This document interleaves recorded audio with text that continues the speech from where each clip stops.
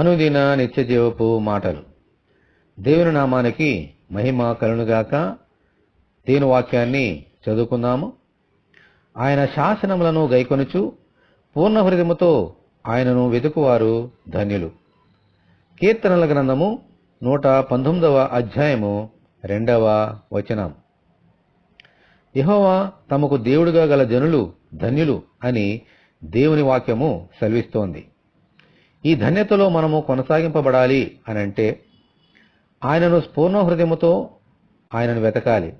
ఆయనను వెతకాలంటే పూర్ణ హృదయముతో పూర్ణ మనసుతో ఆయనను ప్రేమించాలి. ఆయనను ప్రేమించాలంటే ఆయన శాసనములను ఆజ్ఞలను మనము గైకొని వాటి ప్రకారముగా జీవించాలి. అప్పుడు మన జీవితాలు ధన్యకరముగా ఉంటాయి. ఆయన మహిమ కొరకు మనము జీవించగలుగుతాం. దేవునికి స్తోత్రము. హల్లెలూయా. ప్రభువా, మీ శాసనమును గైకొని మిమ్ములను వెదుగుచూ ధన్యకరమైన జీవితము కొనసాగించినట్లు దయచేయమని మనమందరము ప్రార్థన చేసుకుందాము.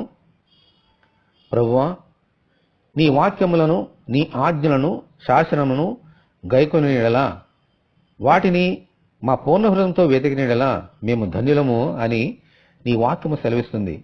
కాబట్టి మా జీవితకాలమంతా మీ శాసనమును గైకొని మిమ్మల్నే వెదుగుచూ ఈ ధన్యకరమైన జీవితము కొనసాగించినట్లుగా నీ కృప మాకు దయచేయండి.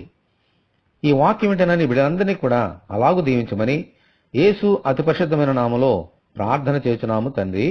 ఆమేన్. దేవుని ప్రేమ మనకందరికీ తోడేండునుగాక. ఆమేన్.